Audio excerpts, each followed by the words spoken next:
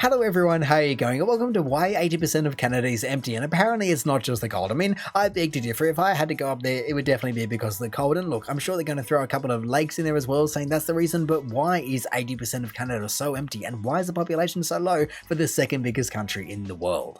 This is Canada. It is a huge country, stretching from the Atlantic Ocean to the east, along the Arctic Ocean to the north, and to the Pacific Ocean in the western coast. The country encompasses a colossal 9.9 million kilometers squared or 3.8 million square miles of land. The total area of the continent of Europe, which is 10.5 million kilometers squared, is only slightly larger than the country of Canada.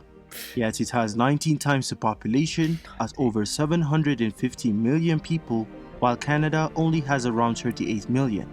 For comparison, Java, an island in Indonesia, has over 145 million people in an area less than half the size of Canada's four smallest states, Newfoundland and Labrador. Yet this Canadian province only has just over 520,000 people. The country also has a vast maritime terrain, with the world's longest coastline of over 240,000 kilometers or over 150,000 miles. The name Canada was derived from an Iroquoian word, Kanata, meaning settlement. It was home to the natives for thousands of years before Europeans arrived. Well, look, you can't argue with those kind of statistics, and honestly, it just blows my mind. Like you said, 110 million people live in such tiny pockets of the world, 750 million people live in Europe, and then all of a sudden you just have these massive land masses like Australia as well, but like Canada, just basically doing nothing in comparison. It's ridiculous, and then I guess we just turn them into massive mining areas. I mean, at least that is exactly what Australia does, but then to be fair, Australia is a lot more accessible than a lot of Canada is, especially as you just go more and more north into Canada. You're basically just fighting impossible odds and impossible weather, and so that is exactly why I'm a little bit skeptical about it not just being the cold, because there are so many things that get rolled into it being cold. You know, you have to bunker down, you live in the darkness for half the year, as well as just trying to produce food is so difficult. You know, it's not as though you can just go out there and produce field after field after field after field of produce. No, you can't even get it shipped in half the year because you're living in, like I said, darkness, and everything's frozen over, and so it's such a wasteland. Yes, there are a couple of people that live up there, but that has to be the reason. I mean, if he wants to prove me wrong, go for it, but I certainly know what the problem is from my end. The Vikings were the first Europeans to arrive and make settlements. Human, they're crazy. But the more impactful wave of European settlers came in the 16th century and onwards. In a lot of ways, Canada shares similarities with the United States. But why does it have a way lesser population, and why is it very sparsely populated? Why do most Canadians live south of this line and avoid the rest of the country? Because it's next to fresh water. So, what are the reasons most of Canada is empty? Is it because of the cold? Well, yes, obviously. But that's not the only reason. Temperatures throughout the winter are usually below or around 0 degrees Celsius, and they tend to linger between -5 and -15 degrees Celsius. It rarely gets below -20, but it does happen, especially in the northernmost provinces, where the average temperatures throughout the year is less than -20. But that cannot be the only reason for the sparse settlement of Canada.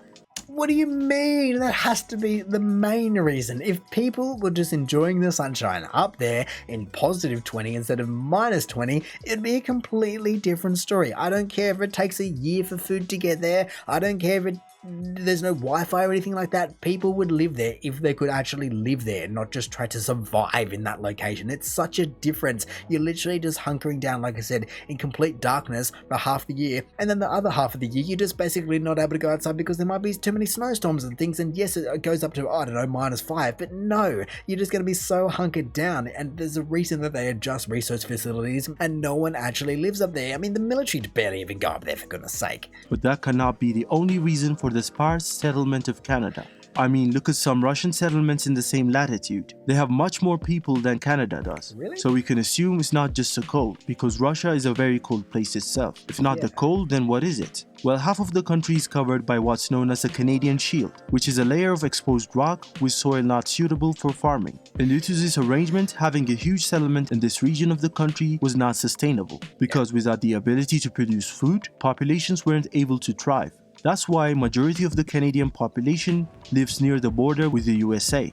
because those areas aren't in the Canadian Shield, making large-scale farming possible. Now look, I kind of do feel as though I gave away the spoilers to the entire video, and maybe I ruined the entire punchline, but to be fair, it had to be said because there is no way that he can say, oh, it's not just because of the cold, because I honestly do feel as though, yes, you have the entire Canadian Shield, and yes, that is very unfertile land, being rock, so to say, but I feel as though if it wasn't so cold in so many of these areas, people would just transport dirt all over the place because the land would be so cheap, and so then you just find a pocket where you can just kind of fill up the dirt and just do some terrain altering, and then all of a sudden you just got this massive farm again. You can just do whatever you want to. I mean, Canada doesn't particularly have to do that because it is so large, so they have plenty of areas for farming, especially for only 35 million people, but come on, there is definitely a reason that people don't live up there, and it is not just because of the rock. It is such a combination of so many factors. I mean, I do have to give it to him. He put out a fairly interesting point about Russia being on the same latitude, and it even looked like London was on the same latitude. But then yeah, for it to pass straight through London and a whole bundle of different European countries definitely shows you that people can live clearly in these longitudes and latitudes.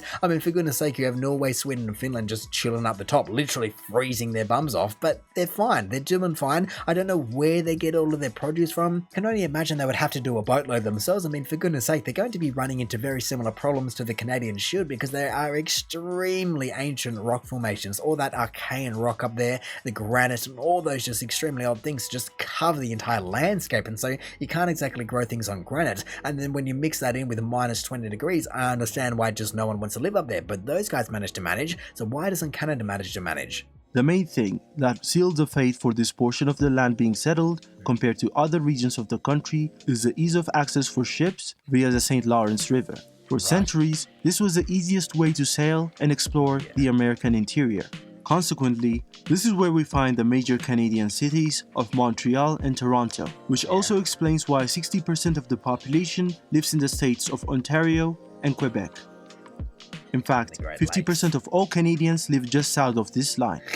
There's also the effect brought by the Great Lakes, Lake Ontario, Lake Erie, Lake Huron, Lake Michigan, and Lake Superior. They are so huge, they act the same way as seas do, by helping in warming the coastline during the cooler months and cooling the air during the increasingly hot summers, making it further more attractive to settlement than, for example, Eureka, which is the northernmost and coldest city of Canada. All these favorable factors in the south explain why the population near the coastline and the southern border exploded in just a century. It is absolutely true, and look at that, you can see why these bodies of water play such a massive role in expansion, but it does also then make you wonder how and why the entire Hudson Bay hasn't really been exploited at all. I mean, yes, it's going to be very cold, and I'm fairly sure it freezes over, or parts of it gets very, very icy, but honestly, like I was saying, so much of this area is just completely covered in ice. I'm fairly sure between Sweden and Finland, that completely freezes over. I think I've even heard of wars being fought on the ice just between borders way back in times when it was like Vikings kind of era, and so it does make me wonder how and why the entire thing has escaped. I mean, maybe it's just because Canada just does not need the room, you know, they have so much of the middle that is virtually untouched as is, and so they're going, why would we go up there? We'll just go to the prairies first, if anything. I mean, perhaps one of the major sticking points is the fact that the entry is up and then down compared to Norway, Sweden and Finland being kind of a down and then up into a more sheltered area, even though it freezes over. And so the thing that just blows me away more so is the fact that these Nordic countries have been doing their thing for such a long time. Like I said, in this ancient rock, they're so skinny, they can't really rely on other people for all their different help. They've been fighting each other for half the time, and so how have they managed to survive? That is, I think, the most impressive part of the entire thing we've heard. All these favorable factors in the south explain why the population near the coastline and the southern border exploded in just a century. Where is that? This shows that the side of a country can be very deceiving, and not all land is good land to settle. However, we can also agree that Canada has punched way above its population weight, providing very high standard of living for its people and being among the best countries in the world to live in. So population largeness is not necessarily an indicator of success. Well look, he has definitely got me to at least understand where he is coming from, but I do want to say, in the same sentence where you can say, oh, Canada didn't choose the right land, you can also say, well, they can't grow anything on it, but they can just mine everything the world could ever need and just go, oh, that's why we're so rich. In the same way that Australia does the same thing. That is why these countries are so rich, because when you have that much land, you've just got resources somewhere in it for sure. sure. But again, to be saying that it's not just the cold is, I think, a very fine line to be walking, because you can say all these different other things, but I think the root of it all comes down to the cold, because for goodness sake, people are born into the country they are living in, and most people never move country, and so if that is where you were born, that is where you're going to live. There's just a necessity to live there almost. But Canada has the options to not live in these areas, and so they don't. You know, like I said, Norway, Sweden, and Finland, they don't. That is where they are. That's their geography. You go to literally the polar opposite and you go to Dubai.